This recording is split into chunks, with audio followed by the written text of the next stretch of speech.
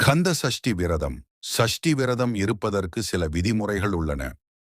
மிகவும் சக்தி வாய்ந்த சஷ்டி திதியில் உரிய முறையில் விரதம் இருந்து முருகனை வழிபட்டால் நினைத்தது நடக்கும், வேண்டியது கிடைக்கும் என்பது நம்பிக்கை. சஷ்டி வழிபாட்டின் சிறப்புகள், அதன் பலன்கள், விரதம் இருக்கும் முறை பற்றி தெரிந்து கொள்ளலாம். விரத முறை. தமிழ் கடவுளான முருப்பெருமானுக்குரிய திதி சஷ்டி. மாதத்தில் 2 சஷ்டி திதிகள் வரும்.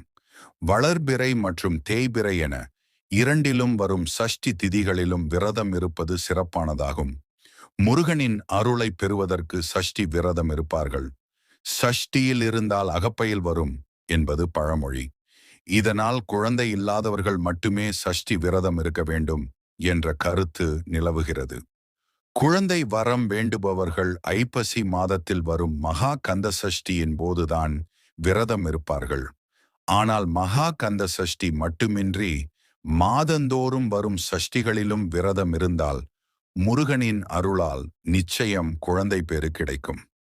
நீண்ட நாட்களாக குழந்தை இல்லை, தொழிலில் வளர்ச்சி இல்லை, வாழ்க்கையில் முன்னேற்றம் என்பதே இல்லை, வறுமை தீரவில்லை, தீராத நோயால் பாதிக்கப்பட்டிருப்பவர்கள், வாழ்க்கையில் யாராவது ஒரு நபரால் தடைகள், பிரச்சனைகள் வந்து கொண்டே இருக்கிறது என்பவர்கள், கஷ்டமில்லாத வாழ்க்கை வேண்டும் என்கிறவர்கள் சஷ்டி திதியில் விரதம் இருக்கலாம்.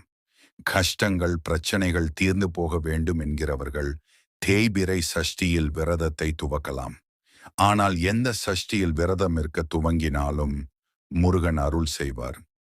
எந்த கோரிக்கையை முன்வைத்து சஷ்டி விரதம் இருந்தாலும் சரி, அந்த கோரிக்கை நிறைவேறும் வரை அல்லது குழந்தை பேறு கிடைக்கும் வரை தொடர்ந்து விரதம் இருக்க வேண்டும்.